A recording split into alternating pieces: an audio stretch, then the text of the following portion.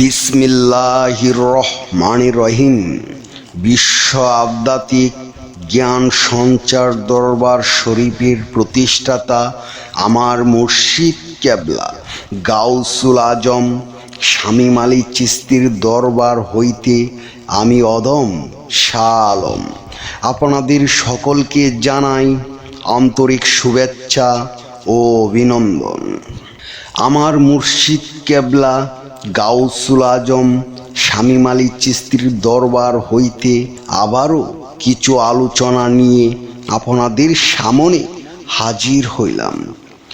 আশা করি সকলে ভালো আছেন এবং সকলেই মনোযোগ সহকারী এবং ধৈর্য সহকারী শুরু থেকে শেষ পর্যন্ত সম্পূর্ণ আলোচনাটি শুনুন। আমি যে আলোচনাটি নিয়ে আপনাদের সামনে হাজির হইলাম সেই আলোচনাটি হলেন আপনাদের জীবনে শান্তি ও বরকত চাইলে কি করিতে হবে। এই নিয়ে কিছু তত্ত্ব আলোচনা করিব, তাই সকলেই মনোযোগ সহকারী এবং ধৈর্য সহকারী শুরু থেকে শেষ পর্যন্ত সম্পূর্ণ আলোচনাটি শুনুন। শুরুতেই বিশ্বের সকল স্তরে লোকদের উদ্দেশ্য করে বলছি, আমার লক্ষ্য আমার মুর্শিদ কেবলা গাউসুল আজম শামীম আলী চিশতির লেখা গ্রন্থের বিষয়বস্তু আপনাদের সামনে উপস্থাপনা করা, যাতে আপনারা সকলেই হাকিকত জানতে পারেন, বুঝতে পারেন এবং হাকিকতের জ্ঞান নিতে পারেন। আমি যে আলোচনাটি নিয়ে আপনাদের সামনে হাজির হইলাম, এই আলোচনাটি আপনাদের জন্য অনেক গুরুত্বপূর্ণ। এই আলোচনার মাধ্যমে আপনারা সকলেই জানতে পারবেন জীবনে শান্তি ও বরকত চাইলে কি করিতে হবে।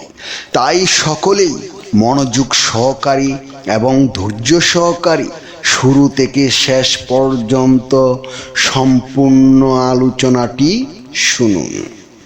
ইবাদতে অবহেলার কারণে মানুষের জীবনে বহু ধরনের অসঙ্গতি নেমে আসে।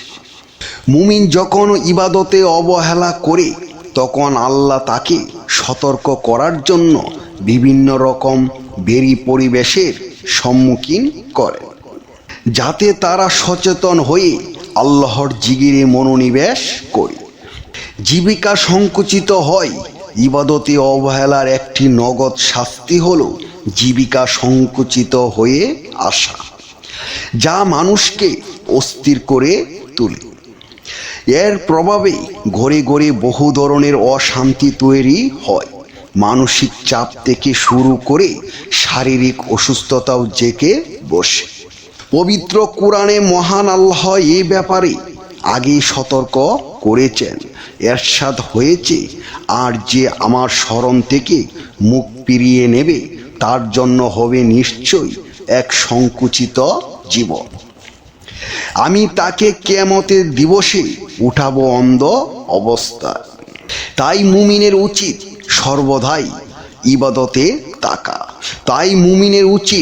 সর্বদাই জিকিরে থাকা এবং যত্নবান হওয়া।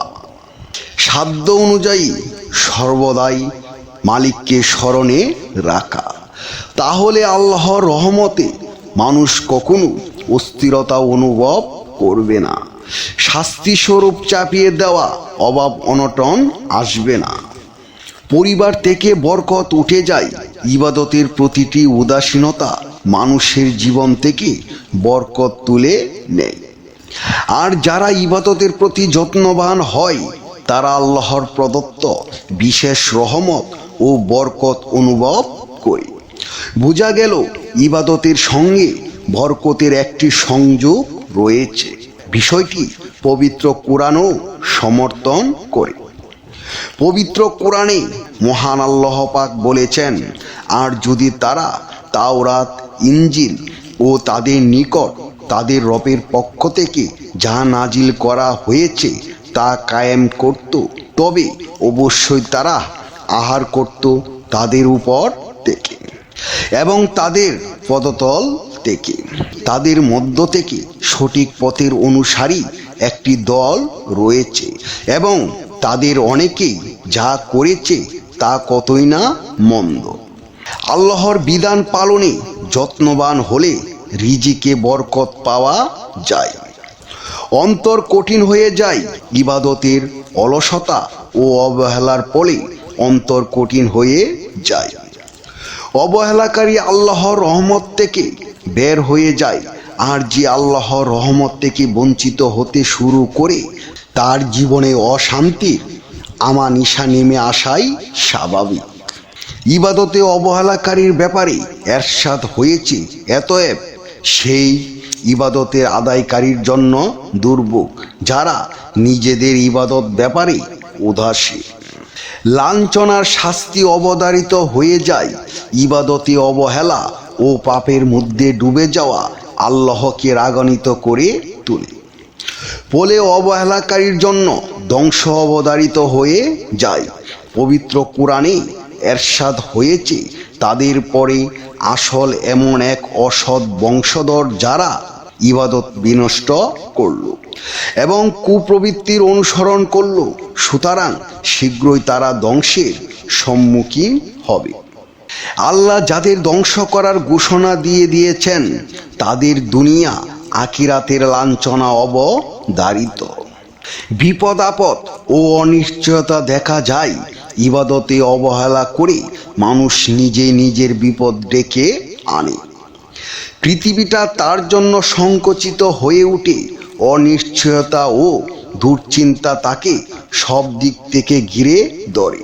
মনে যেন গোটা পৃথিবীটা তার জন্য বিষাক্ত হয়ে ওঠে।